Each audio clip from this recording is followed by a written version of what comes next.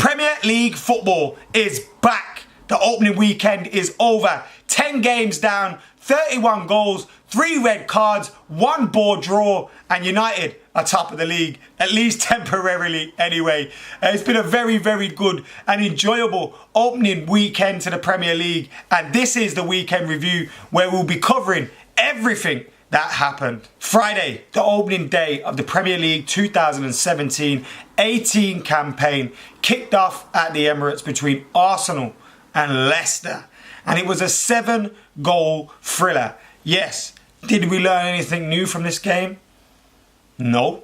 Arsenal's defence was still shocking. Poor defence, and it's going to be Arsenal's defence that really cost them a game this season. Do they never learn? Defensively, they are poor. From set pieces, they are poor. And they can never defend. Now, I think this lad, Kolasinac, whatever his name is, that they've signed, I think he looks like a decent signing. But defensively, they're still very, very shaky. And I just don't get it. How hard-headed can Arsene Wenger be? Are you just going to go through the Premier League, through the final years of your career, making the same mistake after same mistake after same mistake? No wonder those Arsenal fans go absolutely psycho down at the Emirates. I would too. Imagine seeing the same mistakes every year for about 12, 13, 14 years. I'd go mental. They say making the same mistake a number of times is just insanity. So, yeah, what are Arsenal doing there? Now, LACAZETTE got a debut goal, and I thought it was a fantastic finish for him. And I think he will get 15 to 20 goals this season. Giroud come off the bench and again showed why Arsene Wenger needs to keep more faith in him. Whenever he starts a run of games, Giroud just looks hopeless. But then when he comes off the bench, he bags goals for Arsenal. And he's always worthy of a goal. So I think with Alexis Sanchez potentially leaving and, LACAZETTE being new to the Premier League, I think Giroud is someone they had to keep a hold of. And I think Arsene Wenger will be delighted to have keep a hold of him, because if Sanchez leaves, Giroud's goals could be the difference between a Europa League spot and not. As for Leicester, again, under Craig Shakespeare, they look like they're playing that same football, that counter-attacking football. They've got the energy in the game. They've got the high press. They've got their solid back line, although they conceded 4 here. But they do look like that old Leicester City side that could hit you on the counter-attack with speed and get goals. Jamie Vardy bagging a brace, so he's back at it. So I think it was a good opening weekend for Leicester, even though they didn't get the result. I think particularly with the way the game started and Lacazette scoring early, I think they would have been happy with the reaction to that. But of course, when you're 3-2 up, you don't want to lose any game. And then we came to Saturday's games, and we kicked off with Marco Silva's Watford against Jurgen Klopp's Liverpool. Now, in my Premier League preview, I predicted Watford to go down, but that was because I forgot Silva was in charge there. I forgot he had gone over from Hull. So that is something that I will get wrong. I already knew that. Like, before the game kicked off, I knew Watford aren't going to get relegated. I forgot all about Marco Silva. And then you see the performance, and you totally understand why. I thought Akaka or whatever you call it. As you can see, guys, I'm poor with names. Akaka was fantastic for them.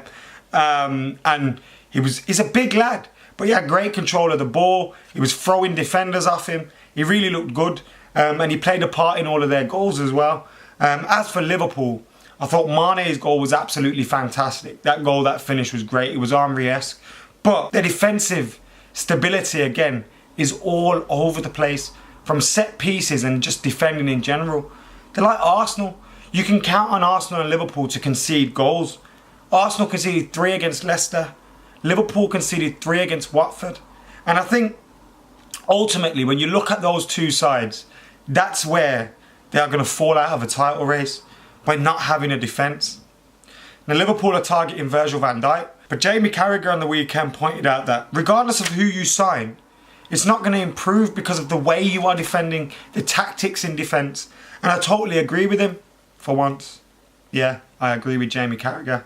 Strange that. And then we move on to the champions Chelsea. Now, this was entertaining as fuck. Now, Cahill got sent off. Was that really a red card, though? It looked dangerous, but I don't think it actually was. But then, the intent was there. So maybe the referee got it right. But with it being so early in the game, with Chelsea being the champions and Chelsea being at home, I'm surprised he did see red. Cesc Fabregas saw red later on as well. The first yellow was for applauding the referee. And then he got sent off for a second yellow, which was a yellow. But after applauding the referee, you've got to be really frustrated with yourself. But I think Cesc Fabregas' red card probably summed up the day for Chelsea. I'm not going to read too much into it. But I think Chelsea, with the way they're going into this season, and I looked at their bench before the game and I thought, what the hell are these the champions? What has happened to this side? Because their bench looked super, super weak. Burnley, they got the advantage in terms of players. Chelsea went down to 10 men. And I genuinely thought Chelsea could still grind the result out. But Burnley went 3-0 up and you're thinking, whoa. Chelsea did manage to get back into the game. But I think by the time Chelsea got the second goal, it was when they were down to 9 men. And it was just as a result of Burnley just sitting back and thinking, just let's hold on to this now. No need doing anything stupid.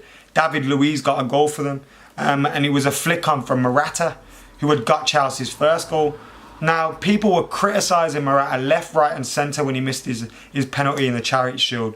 And I was saying, what the hell are you guys doing? You're absolutely mental. Because this guy is talented. Alvaro Morata is a quality player. Now, I read Diego Costa's interview in the Mail recently, and it was interesting the way he was talking about his treatment. But I think Morata will be a good replacement for him. I just don't think that will be immediately. And you're looking at Chelsea and you're thinking, are they in a very good shape to defend their title? At this moment in time, they're not. And they need a few signings by now and the end of the window to be able to challenge for the league. Because when you looked at their bench that day, you look at the fact they got Champions League football added to the mix. They never had that last season. I don't think they've done enough in the transfer window. They let go of Matic. They've let go of Costa. And you remember the circumstances when Jose brought them in. Matic and Costa were brought in to win them the league. And now they've sold them. And it could have lost them the league. And now we'll fly through the other results. We saw Timothy Fosu-Mensah's debut. I think he had a decent debut, to be fair to him. But Crystal Palace got spanked 3-0 by Huddersfield. Now I predicted Huddersfield to go down. And if they continue like that, that's another one I'm going to be wrong about. Why do you even bother with these predictions? Wayne Rooney got a debut goal. Wow. A second debut goal for Everton. And his Premier League return to Goodison Park. It was great to see him get the goal as well. Look, you guys know my opinion on Wayne Rooney. I wanted him to leave Manchester United this summer.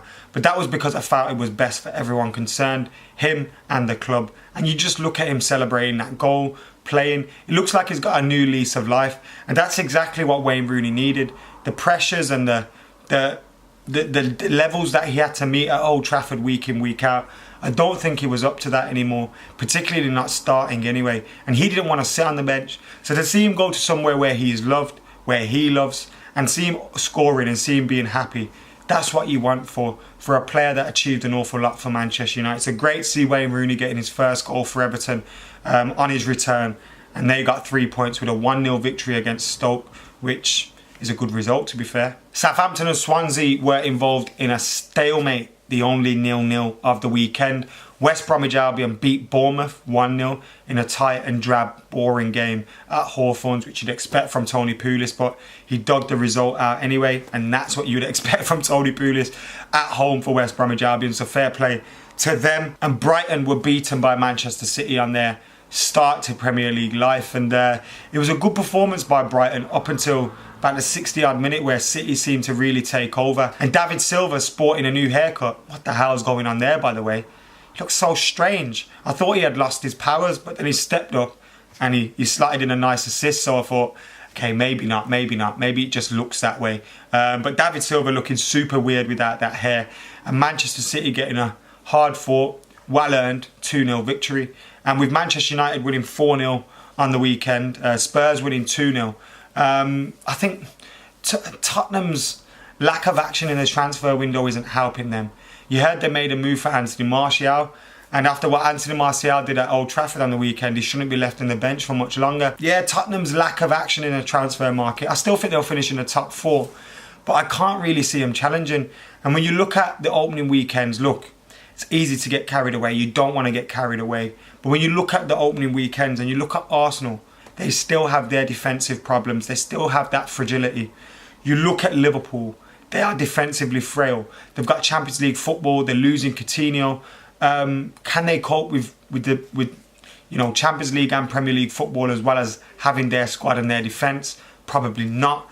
Then you're looking at Chelsea. What is going on with Antonio Conte at the moment? Because it's absolute madness going on at Chelsea. And Costa's left. Matic has been allowed to leave.